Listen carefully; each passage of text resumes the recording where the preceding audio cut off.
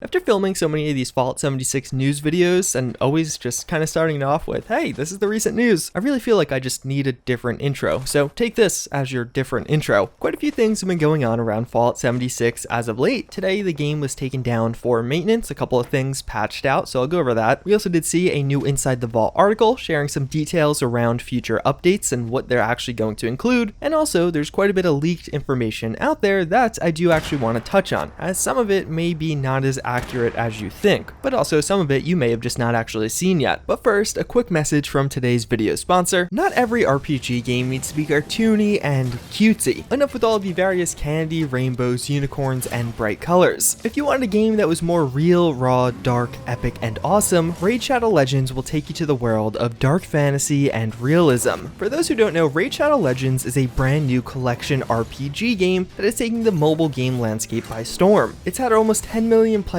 worldwide download the game just in the first 3 months, which by the way, Raid is totally free. So what does Raid actually offer? There are over 400 various champions that you take either to the PvP arena or play through the fully fledged campaign with. One of my favorite parts of the campaign are the boss battles that are always pretty interesting. There's a wide variety of champions to choose from, all with unique and different abilities. And with almost 200,000 reviews, Raid has an almost perfect score on the Play Store. If you're interested in checking the game out, there's actually a new and pretty awesome rewards program for new players. You'll receive a new daily login reward for the first 90 days you spend in-game. But with that said, what are you waiting for? In the video description, you'll find a special link that'll allow you to get started with 50,000 silver and a free epic champion as part of the new player program. But otherwise, one of the first things I want to talk about is actually about the Atomic shop. Not too long ago, I did talk about how, seemingly through certain data mines, it looked like Bethesda was adding in more Fallout 4 content onto Fallout 76's Atomic shop. And typically that would be associated with some kind of pay gate with it. Well, it turns out that was in fact true. One of the first things I pointed out was the Mechanist Armor, this obviously being pretty iconic from Fallout 4. And although it did seem like it got some slight texture upgrades for Fallout 76, it is largely the same model, and even the textures are very, very similar. This one being pretty profound because it is just such a notable one-of-a-kind armor that you literally can only get by doing a pretty notable questline. So it doesn't seem like it's actually live just yet for Fallout 4, but according to the PS4 store listing, it's actually going to be part of a new Atom bundle, that with the Gamescom Atom bundle. Although Gamescom doesn't actually start for still a couple of weeks, it does report that it's going live tomorrow, or I guess technically that it went live tomorrow. So although not directly locked behind a paywall, it kind of is at the same time. It's a little extra incentive for you to actually buy some of those atoms. But then the other aspect of this that I did discuss was the Captain Cosmos outfit. This was originally from Fallout 4's Creation Club, which to me was a little bit worse. At least in my opinion, I wasn't a huge fan of Bethesda selling something as a microtransaction in one game and then selling it again as a different microtransaction in the second game. So now you can actually find it on the Atomic store in a bundle, so you can't actually buy this outfit as a standalone. And this is something Bethesda has been trending towards more and more with Fallout 76. The bundle in its entirety costs 1,500 points and has a lot of cool stuff in it. A lot of the coolest stuff are only available through the bundle, despite certain aspects actually being offered in standalone versions. Outside of that, some people were discussing that it may look like this actually got a bit of a texture change or upgrade in Fallout 76, not just being a carbon copy of what we saw from Fallout 4. And also, full disclosure, even though this outfit was part of the Captain Cosmos questline in Fallout 4's Creation Club, and other aspects of that questline and other items are created by mod authors, this particular outfit was actually created by Bethesda. Oftentimes in some of those larger projects, there's kind of a joint or cooperative effort rather than someone just making everything. And yeah, I honestly don't have a ton more to say outside of what I said in the previous video. I don't like this. It feels like double dipping. Obviously you can just ignore it, and that's what I'm going to do. But in general, I would prefer we just get original content being sold on the Atomic shop, and stuff like this that's coming from Fallout 4 just be a new free feature in game rather than something I have to pay for again. Especially in the case of myself as someone who's literally bought this outfit already, albeit for the previous game. Something else worth noting from this new bundle, there was a whole new space theme with many of the new items added to the Atomic shop, and one that stands out is the Alien Invader item. You get this from the bundle, you can just get this as a standalone item for 400 points or around $4. I wanted to highlight this one for a couple of reasons. It's kind of this weird item in Fallout 76 that's technically a weapon skin, but it's really just a totally new weapon in game. Like when you go to craft it, it has its own section to actually assign it. It's not like you're applying a skin to a different item. And even further, it has its own custom sounds and visuals, with the caveat being it reuses the animations as well as has identical stats to the combat knife. So it's kind of just a different looking combat combat knife. I wanted to mention this because I just think it's this weird approach Bethesda takes to basically adding in a new weapon while also not. Like, they did all the hard parts of actually creating the custom visuals, modeling and texturing this thing, and again, it looks pretty nice. But rather than adding this in as new free content, whether that be with a new quest or maybe even a new DLC reward, they wanted to monetize it so it goes on the Atomc shop technically as a weapon skin and thus losing some of the other cool features it could have. I'm really just not a fan of that approach. There's also this weird bug with it where if you take it out, it'll like screw up the LOD of the distance, and then sometimes if you don't move, it'll just sit there shaking. And even though it probably sounds like I'm just kind of ragging on the Atomc shop as it exists right now, looking at some of the other data mine stuff, we see more content from Fallout 4 that's likely coming in the next few weeks. Some new armors that actually look very similar to what we saw in the Wastelanders trailer, which is pretty interesting. Seems like a bunch of Raider content is coming at one point or another, and just in general, some of the stuff I'm showing you in the background looks pretty cool to me. Even though 95% of the time I feel like things in the Atomc shop are overpriced, it is still some genuinely cool content, at least some of the time, especially when they keep away from that Fallout 4 content. But outside of that, Fallout 76 also was taken down for maintenance today and patches were applied to the game, although seemingly you don't actually have to download anything yourself. This did a couple of things. First and foremost, Horde mode events were re-enabled, but even further, one of the main points of this was actually to address an exploit. I mentioned this exploit in a past video because it's another one of those kind of Bethesda blunders or something that shouldn't happen. Right around Fallout 76's release, a lot of people discovered that while disarming certain traps in game, you could just do it forever and get unlimited experience. Many of those level 300s you saw running around in the early days likely use that, even if they like to deny it. Despite this getting patched a couple of months ago, with one of the latest updates, it was actually re-implemented. It seems like today's hotfix actually did address that again, so now I could actually tell you it because it no longer works. But if you're one of the people out there that really pushing for Fallout 76 to get a test server, this is definitely some more fuel for the fire. Stuff like this just shouldn't be happening anymore, especially when you consider the fact that nobody's really getting punished for this. Hypothetically speaking, let's say over the past week you abuse this glitch to gain 50 levels on a new account, it seems like you just get to keep it. There's no reverts, no ban waves have been mentioned. In the past, no ban waves were ever associated with these types of exploits. Really, ban waves are only for duping exploits, so it definitely still is an unfortunate problem with this game that hopefully does get resolved before the end of the year. And although maintenance like that is actually really helpful, I'm happy Bethesda did that. I'd love to see more of it in the future. There's still a lot of other stuff that needs to be fixed. If you've been personally experiencing some oddity with legendary weapon spawns, you're not alone. It seems like when it comes to melee legendary weapons, the limb damage effect is actually dropping way more often than it should, in particular when you get a legendary weapon that has more than one star. They mentioned that this is something they're hoping to fix by patch 12, but in effect, if you're looking for a legendary weapon that doesn't have the limb damage effect, you probably should steer clear of doing any hardcore farming at least over the next couple of weeks until patch 12 is here. Even further, there's another dupe exploit that's pretty well known that still hasn't been patched. It's actually been a fairly long time at this point, but again, I do appreciate the hotfix and changes we did see today. They definitely are an improvement over what they've been doing in the past. And also, just an aside, irrelevant with this update, but Meat Week actually ended today. Bethesda had the server set up so at around noon Eastern time, everything stopped, and actually quite literally, a couple of you guys sent me videos that Meat Week literally just disappeared all of a sudden and things reverted back to how they were previously, which is kind of funny to watch. Today, Bethesda also did release their Inside the Vault article. This is actually going over some of the changes we're seeing with patch 12, although not talking too much about the vault raids that are coming, but I actually have my own details to share on those.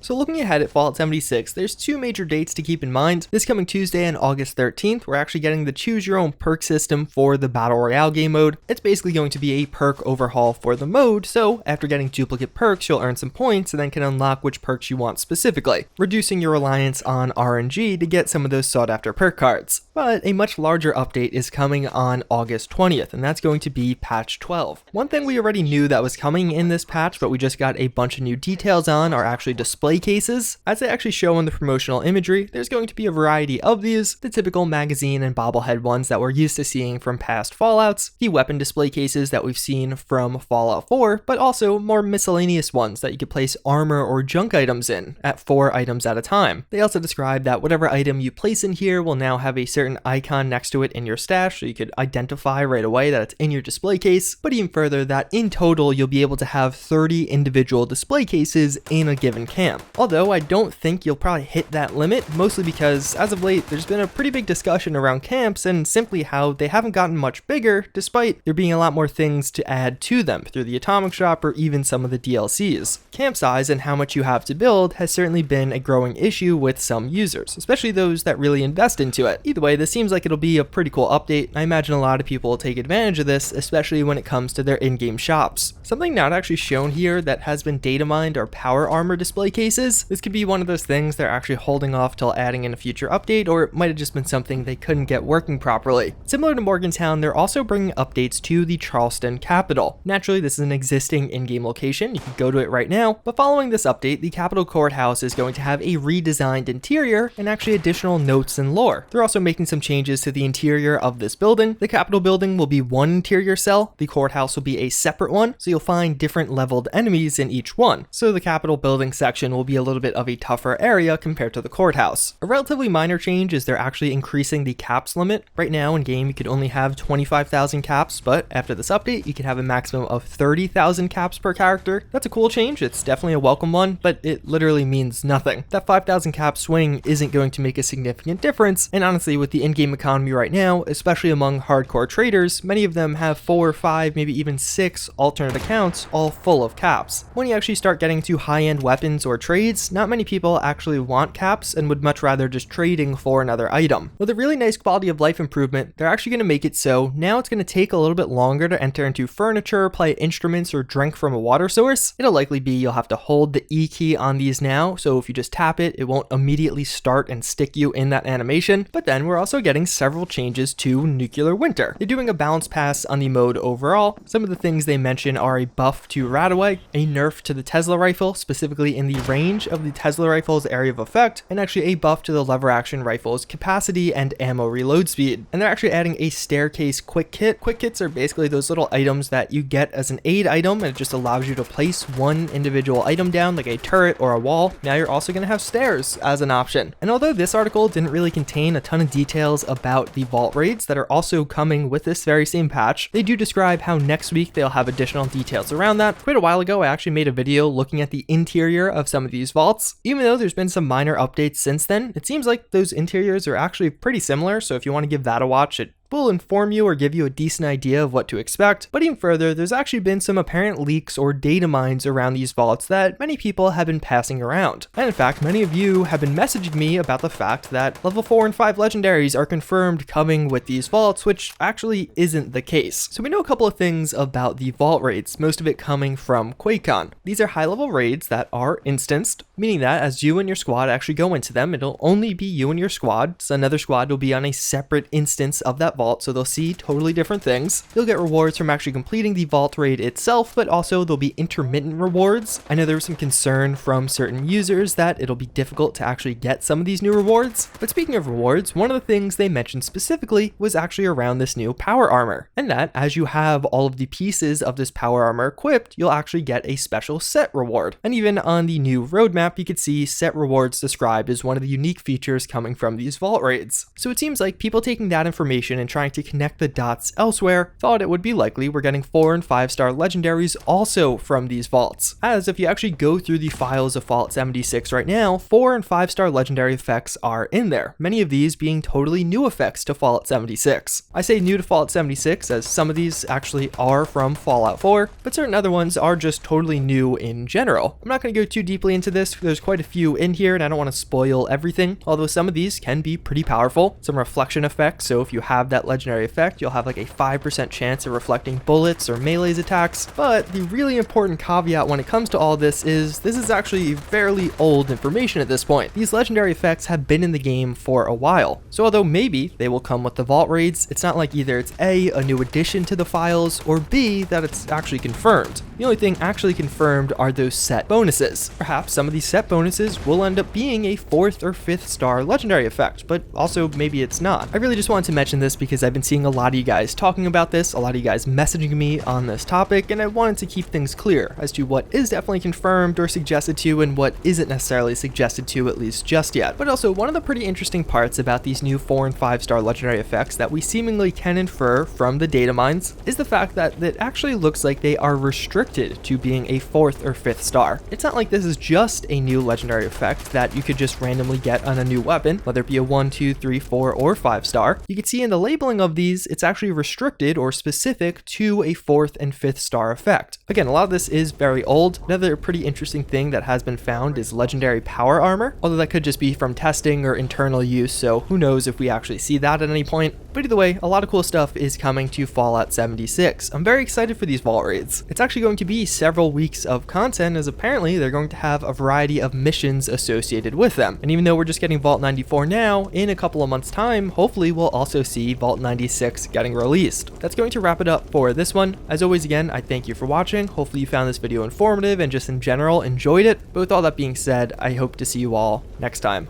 Later.